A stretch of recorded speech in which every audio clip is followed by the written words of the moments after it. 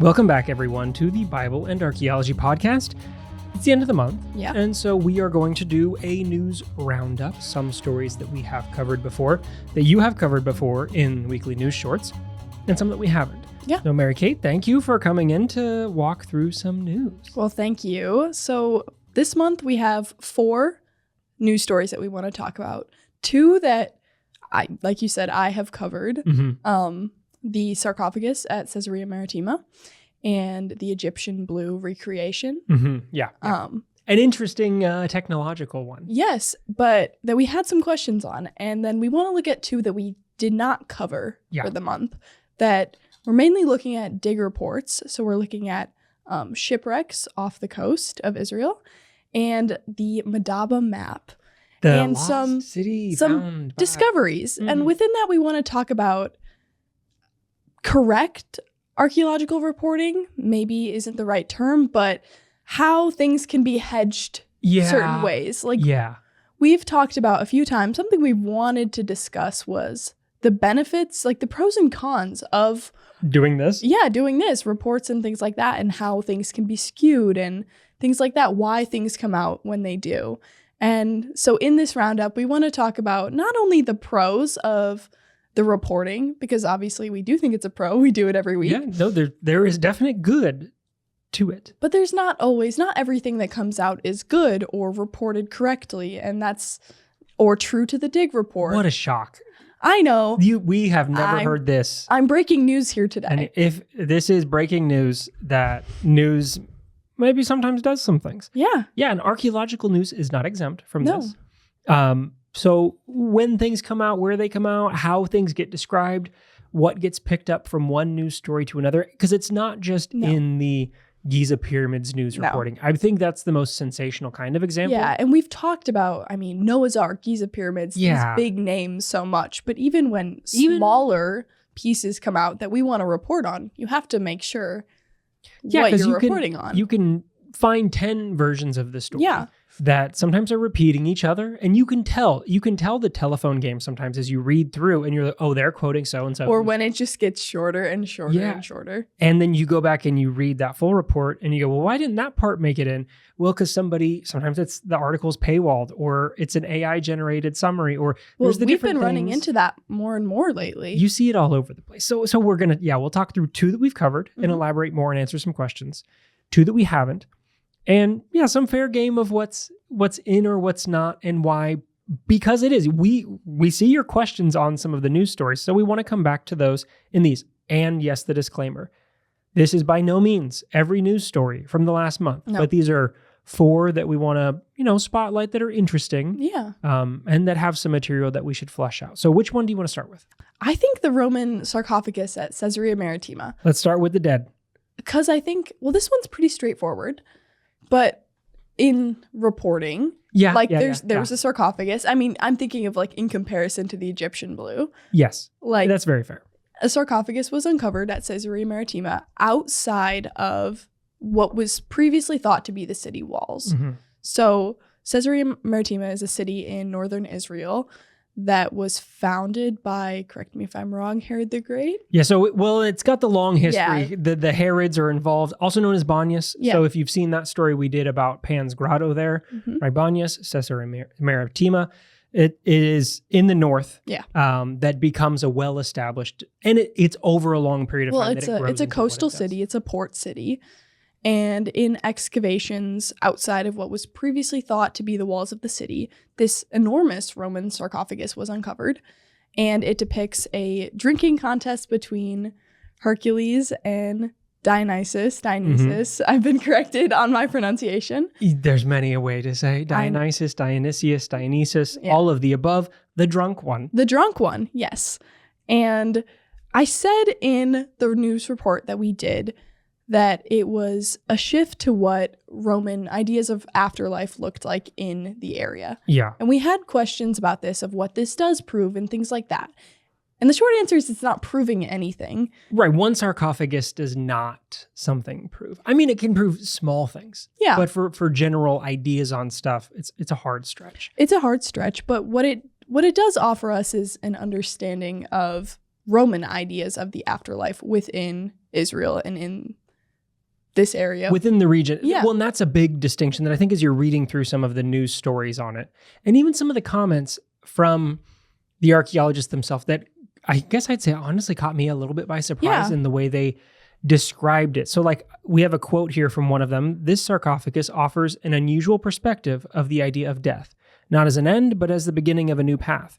In this case, it seems that the figures are not only celebrating, they are in fact accompanying the dead on his last journey when drinking and dancing are transformed into a symbol of liberation and transformation to life in the next world.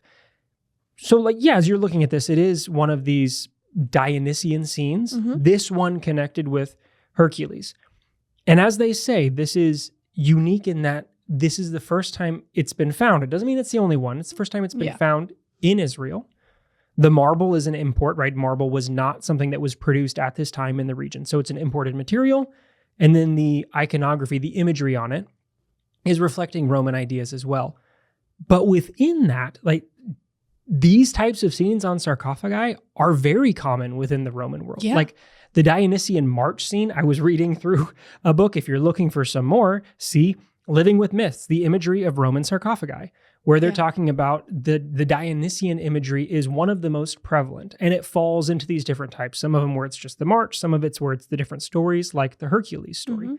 And so in that context, it very much fits into the Roman world. And so is this a new idea of death in this region? Depends on when you're looking. Is it a new idea of death and burial in the Roman world? Not really. It very much fits in with that. It also fits in with like the memento mori idea. Yeah. It's very Roman. So in that way, very much functioning in that Roman idea of death practices and what happens next. Yeah. And I think that's a good thing you were saying about the iconography, because we had another question about Hercules' genitals being removed. And the person who asked this question asks, Hercules' genitals appear to be purposely removed. Does this indicate that the sarcophagus was destroyed by Christians? And I asked you about this yesterday, and you had a good point on it about speculation. Yeah, because could it be? It could be. I think this is something that we want to highlight with a lot of these reports. If you're looking at pictures of this story, there's two main scenes that you will see. One of them is the Hercules reclining, and he's more preserved. With the goblet. With the goblet, and he's on the Nemean lion skin, which also, if you're asking the question of like, well, how do we know who's identified? Are their names carved in? Well, no, it's by the type of scene that we have. And so Hercules laying on the Nemean lion, it's something that commonly identifies him. And then Dionysus is there with the satyrs and the nymphs, and okay, both of these things fit. Both sides have parts that are missing. Yeah. On the Dionysus side, there's lots of heads that are missing, in addition to areas that are where genitals should be. Could this be that later Christians came in and broke those off? It's possible. Could this be that later members of the Jewish community came in and broke those off? That's possible. Could it be that they broke off naturally over time? If you're looking at statuary from the Greek and Roman world, what's commonly missing? Arms, heads, breasts, genitals, areas that are more exposed on the statue if something falls or over time it weathers. Those are parts that get broken off naturally or intentionally. So deciding that it has to be one, just on its own, would be a hard case to establish. Also, this was found fragmented, so it went through a pretty hefty restoration process. There's no way to say that every fragment found...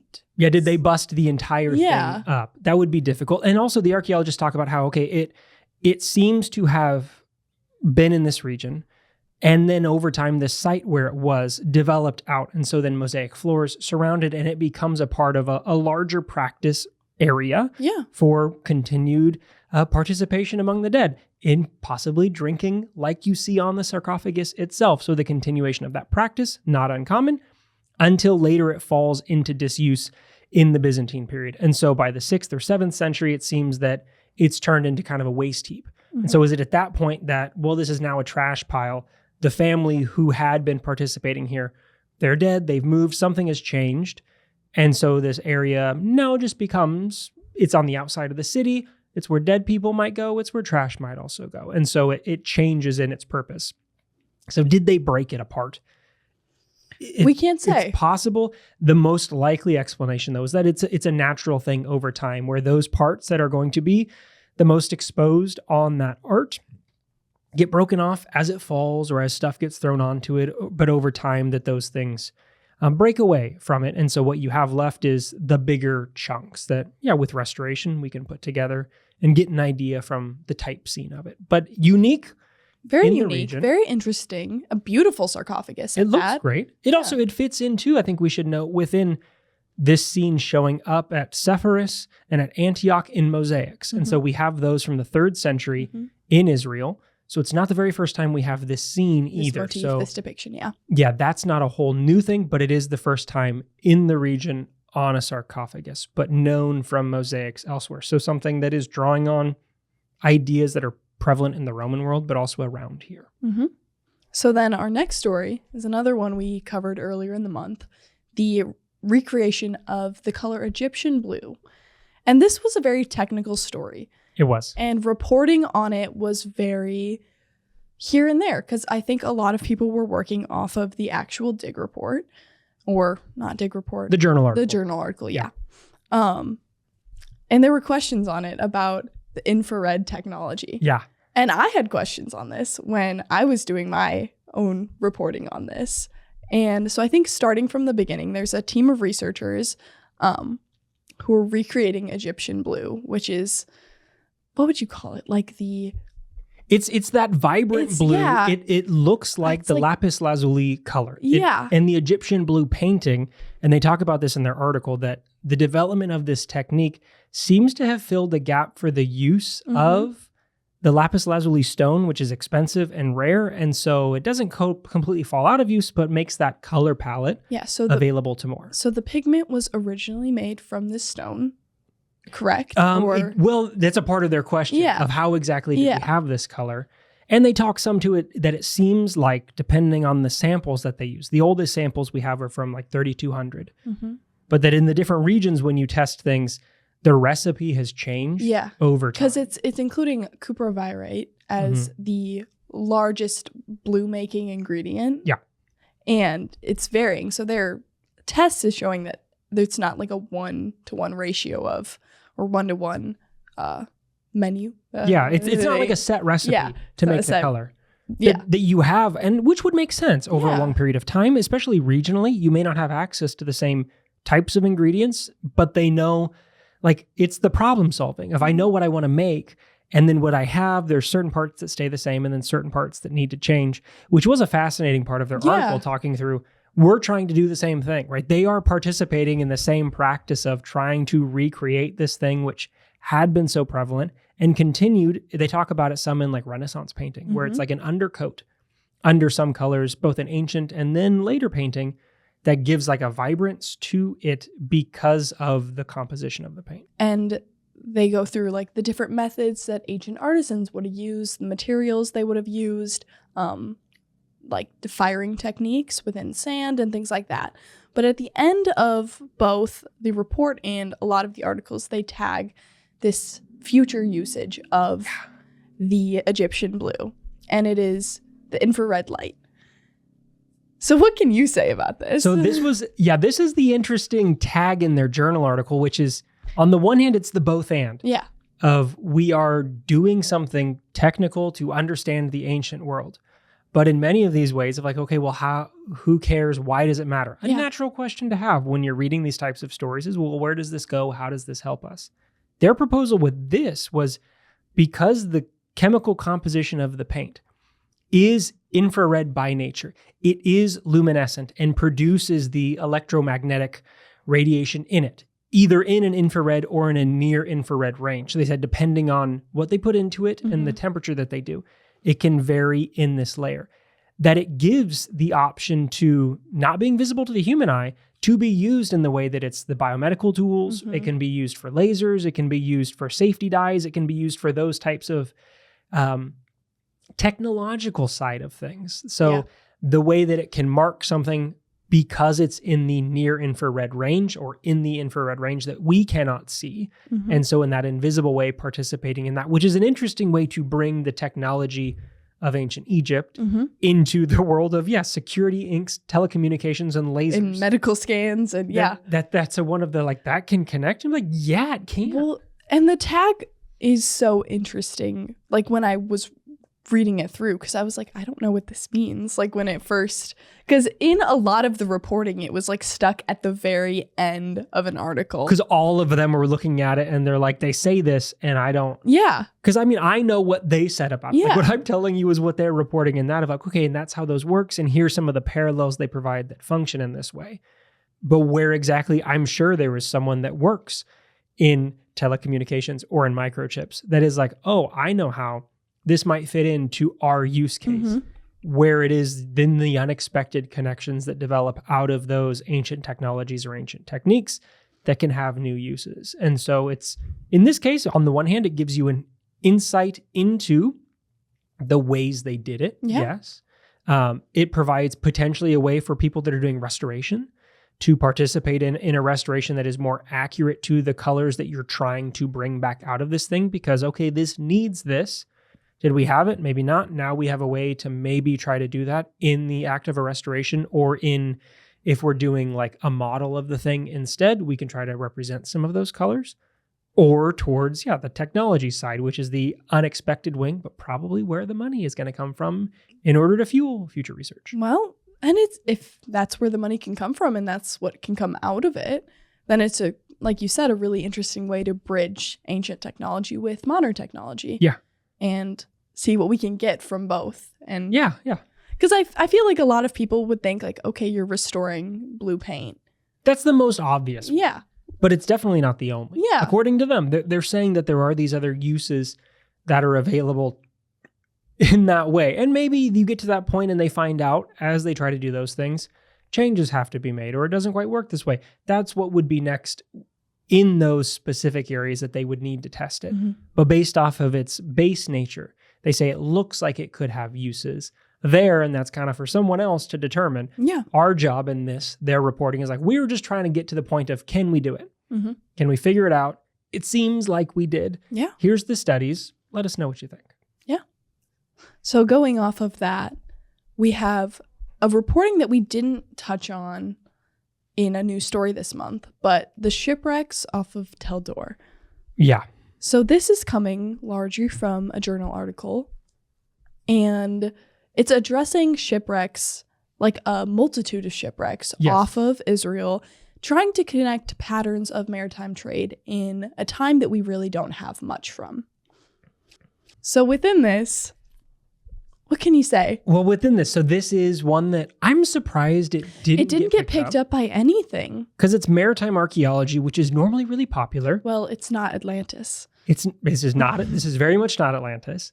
But it is maritime archaeology, underwater archaeology is usually a popular thing. It was something we included in the top 10 list from last year. Yeah. A different shipwreck, because shipwrecks are much like the Titanic, right? They are fascinating, yes. And they're preserved. They're great elements of preservation because the water and the silt and the climate, depending on where it goes down, can preserve things in a way that is largely undisturbed.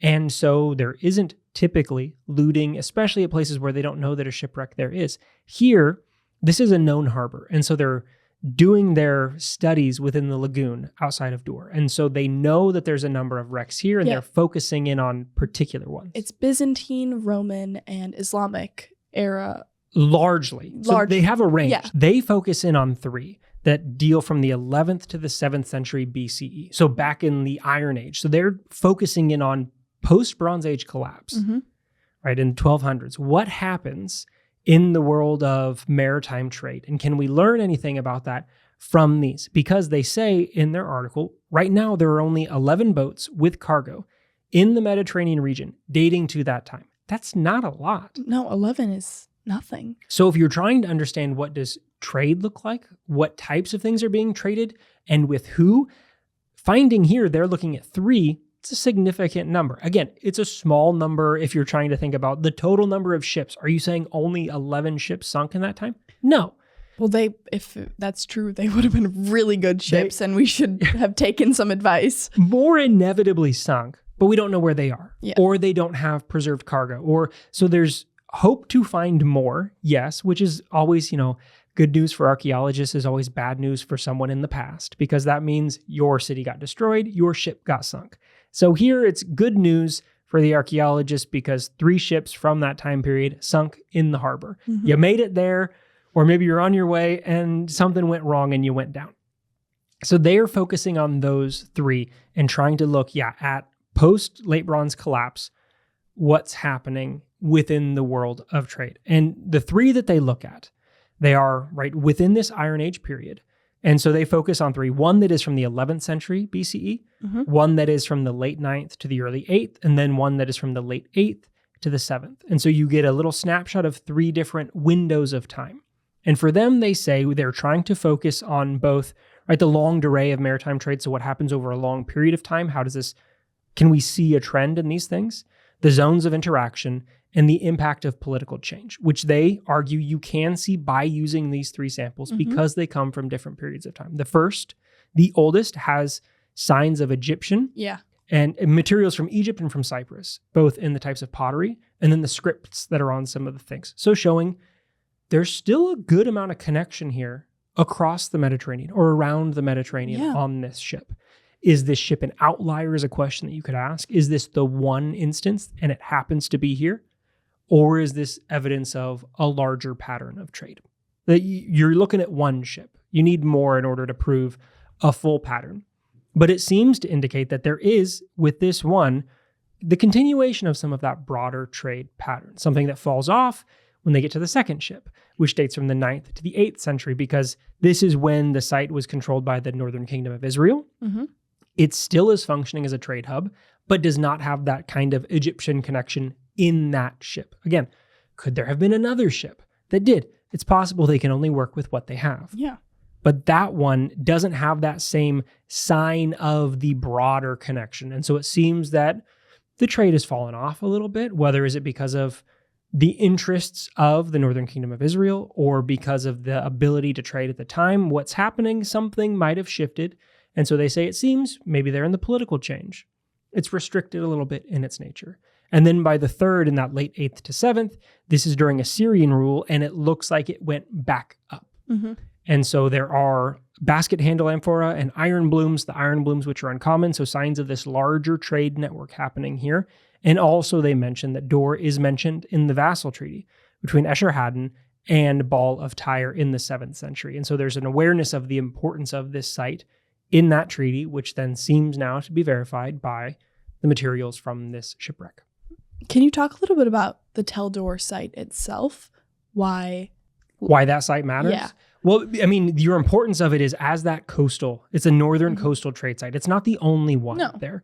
But a part of what they're looking at, they say in that report, is also what's underwater outside of the ships, things like the construction projects to facilitate this harbor, the things like the moles, those dirt protrusions that would have stuck out to build that false harbor that allows them this trade that ties into some of what are the Phoenician trade routes that we have happening here? What's the importance of, when you hear or when you read stories in the Bible about things moving from Tyre, connections between Solomon and the kings of Tyre and memories of this trade, where do sites like this fit into a connection between the archaeological record of what these things on the dirt or under the water in this case can tell us, and a memory that might be preserved in the Bible that says, well, we know that there are important trade connections and some of it is maritime, that there are stories of these ships going around. And so how do we see that reflected in the narratives that we have in the biblical text and then within the harbor itself? And it's not the only harbor in this region, it's one, but what they're focusing on in this is because it gives them 3 ships from this Iron Age period, that makes it unique for their perspective in trying to understand this. Is it the only one? No. Is it the most important? They're not trying to say that either. Yeah. But it's important to them because there's 11 of these shipwrecks. There's 3 right here, and they come from different periods of time. So it lets us look over a span to see, is trade remaining stable through the political changes? Does not seem so. But it has not completely fallen away after the late Bronze Age collapse. Yeah.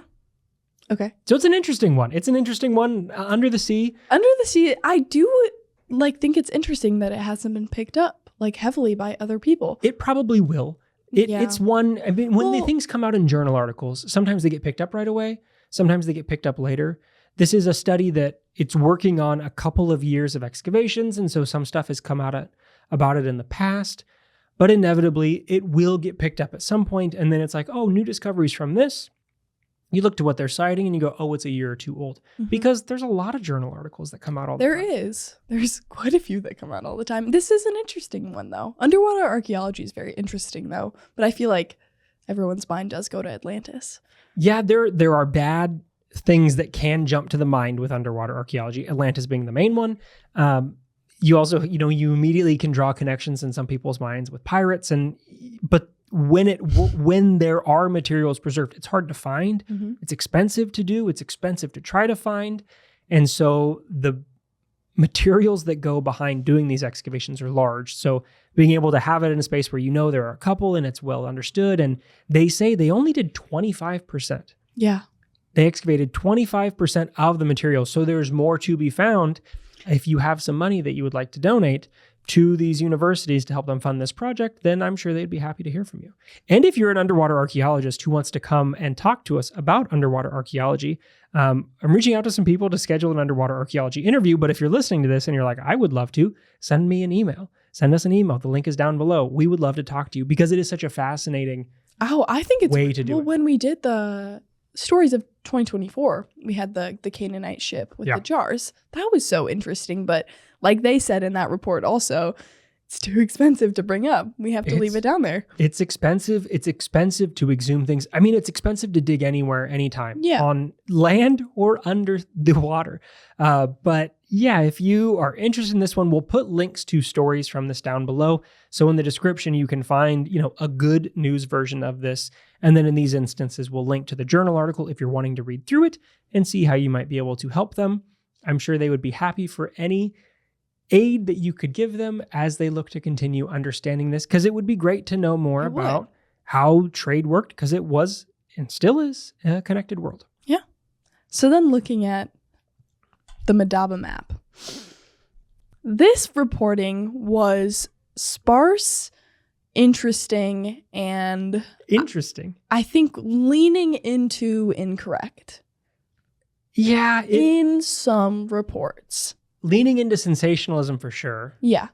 Incorrect I said leaning into. Well, but it's also incorrect. fair for the descriptions of some of them. It's just, it's a rough one, but it's not wrong. It's not a wrong one. So what is it that should be getting reported? So, first, the Madaba map is a map of the Holy Land. So it's a mosaic map. Yeah. That is again, you're looking at maps and you're looking at mosaic maps. How accurate is it supposed to be? How detailed is it supposed to be? Because it does do a large region. And so, it comes from Jordan in Madaba within a church. And we don't have all of it. Mm-hmm. All of it is not preserved, but it does have some important sites like Jerusalem on the map. And so it has been used in the past. Discovered in 1819. Oh, find date. Let's see. I don't know. I want to say like 1880. I don't remember when. 1884. There you go. Look at that. Yeah. So in the Byzantine Church. And so it has been used to try to do the ancient geography of how are these things connected, what's where. And ancient geography in itself is difficult. I mean, we were talking about it the other day with something else, but which way is this way? Which way? It's not easy to put something straight down on a map. No, and north is not always north. No, and east is not always east. The direction of north, distances between, they're not so worried about scale.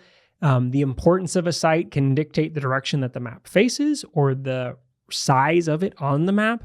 It's much like if you're looking at maps of the world today, well, what projection are you using for the globe can change significantly the way that the world looks. Yeah. Great West Wing episode on that. And so there's lots of things that can change with this. And so in this story, they are using the Madaba map as a tool. And to identify what? To try to find a city. Yes. That has yet to be identified. Well, apparently. They say that they have found it. Yes. And so... And this is where we're leaning into maybe slightly incorrect reporting. Yeah. So they're looking for Tharais. Yes. And it's a city that is shown on the Madaba map. Mm-hmm. And so they say, well, based off of locations from other cities that have been identified, we're going to go towards this direction, look for possible sites, do some field survey, do some archaeology, and come to a place of, can we identify this? Their claim is that, yes, they have. They found Tharais. And that the map is an important kind of linchpin in the way that they're arguing they have identified it. Now, it's not the only thing. They say, yes, we found like the remains of a church, and there's some burials, and there's some materials from Christian communities. Yeah. There's oil, there. olive presses. There's materials there. Yeah. But some of what feels odd, and you see it in their description, but then you also see it getting picked up in the news stories, is the role of the map Yeah. in finding it. Well, and then the map is confirmation that what they found is that. Well, a lot of the reporting feels very Indiana Jones-esque. Yeah, some of it does. Like, oh, we have the lost secret map. Don't worry. We can figure it out.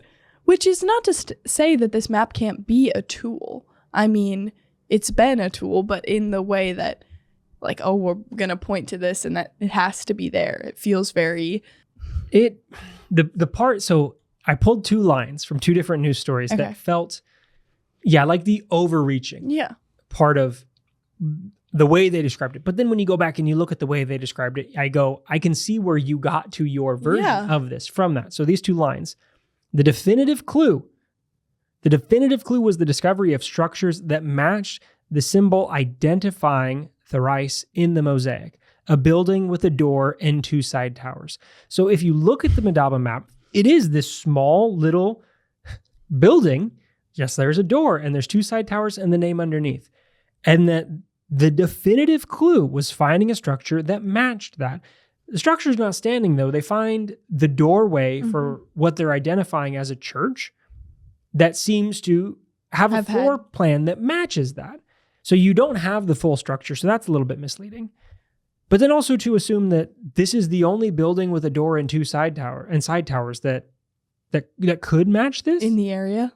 And that map is intentionally one-to-one trying to represent a picture of what it is. Because look at Jerusalem on the map.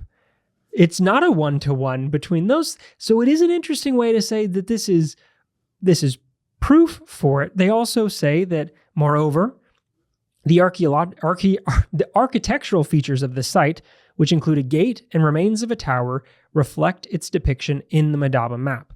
So then... Now we have a door and side towers, and then this one, it gets changed a little bit, gate and tower. Well, and so, it's just the synonymous switch in reporting. Yeah, because it is. Well, is it a building with a door and towers, or is it a city gate? Two different interpretations of the same image in the map, which is the definitive clue that this is what it is. Yeah, it can't be the definitive, because which one of those things is it? Or it could be something else altogether. And then in their report, they talk about the mosaic aligns with natural features of the discovered location. But then it's a mosaic map. It's a mosaic map. It's a flat map. Yeah. And so, you're going, well, directionally from that city, this is in the right direction from that. Okay. That's not a lot. There's other cities in that direction as well. So that doesn't feel like enough. And then the architectural match, that the shape of the church depicted on the Madaba mosaic map, including the gate and the presence of remains of towers on both sides of the front facade wall, matches what was discovered on the ground. And there you can see how you ended up with two different descriptions, because it's a church, wasn't called a church in the other two lines, the shape of the church with a gate and towers, which became in one of them a building with a door and side towers, and in the other one of them was a gate with remains. And so now you get the split off. We have... from what the original was, because you're looking at that map and you go, well, what is it quite? What's that depiction supposed to be? And so this is one of those stories where, when we're talking about, is archaeological reporting bad? I don't think that this is... It's not bad. No, it's not bad, but it's also, it's taking that ancient, intriguing, mysterious element and it's putting it to the forefront. Because people love when they figure out, the histories of the past. Lost thing found. Oh, it's always a getter. It's always a getter. And it was something like that with a map that, I don't know if we would call it well known, but in a way, yeah. It is a famous map. People have probably seen it. Yeah, you've likely seen photos of this. It's a name that's known. Using it in the way they did, it feels like one of those things you could use to provide some corroboration or some, hey, we found this based on. They also talk about, they're not just using this, but they're using the notes from pilgrims and they're using different textual records. But those aren't put up front. That's not the one that gets the attention because it's not the name that's known. They're not great for pictures, but they're trying to say like we're not just going off of this, but it's in that what gets foregrounded and what gets backgrounded out of this that then leads to reporting that makes it, sound weird of you're going off of the depiction of it in this mosaic map. And that's how you get there. That it's a part, but it's not the full thing. But to talk about, they're using the diaries from things, that's boring. Yeah, but it's the truth. It's the truth. The truth is good.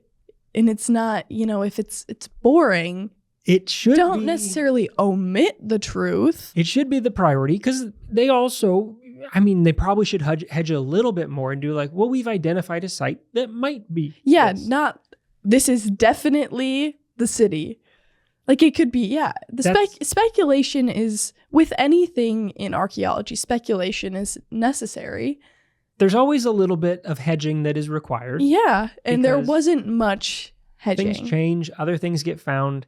Yeah, this one felt like a stretching things a little bit in the way that people picked it up and put it forward. And so this is why it's one that we haven't, shared on its own because it's one that we felt like needed some additional conversation and context around what are they saying? How are they saying that? Why are they saying it? They're trying to understand, they're trying to build a better understanding of the Byzantine world that shaped this map, that reflected the needs of the community of the map. There's nothing wrong with that at all. Their interest in trying to do this makes sense.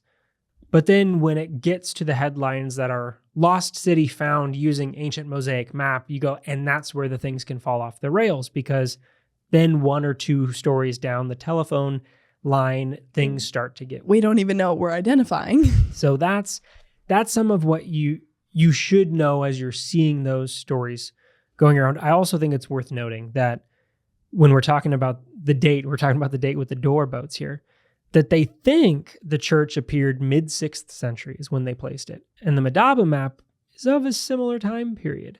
And so what is the development of this city, of this church to be the thing that gets represented? I'm not saying that they're not saying that the city didn't exist. Yeah. But if you're using the map as the linchpin for your argument and the representation of the building, lining that chronology up is really important. Yeah. And having the ability to have seen it and seen it in its final form and then be a part of influencing the understanding of it to go into the map, that's a thing that has to be lined up correctly if it is your definitive clue that this is going to be that. Yeah. So those are 4 news stories. 4 news stories. For this month. 2 new, 2. Something borrowed, something blue, something new, something old. A little bit of questions here and there. Yeah. Inevitably, there will be ones. Yes, there are stories we did not touch. No. Doesn't mean you won't see them in the future. There are articles that we didn't touch yet. Doesn't mean you won't see them in the future. But for this month, that's 4 news stories for your wrap up of June. Yeah. We'll leave it there. Well, for all of us here at Bible Archaeology, thanks for tuning in. Be sure to like and subscribe wherever you find us. It helps us. Hopefully it helps you stay in touch with us. You will see more news stories on Monday from Mary Kate, so stay tuned for weekly updates on what is happening in the world of archaeology of the ancient Mediterranean. We keep you up to date here every week, and then at the end of the months, we're going to keep doing these. Yeah. In addition to things like the top 10 lists at the end of the year. They need sometimes a little more than 2 minutes. Sometimes they need more than that. Yeah, the 1 to 3 minute run is not enough time to provide all the context that's required every time. So if you're seeing a story and you're like, why haven't you done that one yet during a month? Send us an email, put it in a comment, because it can very happily be included in something like this. Yeah. Well, that's all we have for this week. Thank you for tuning in. Until next time.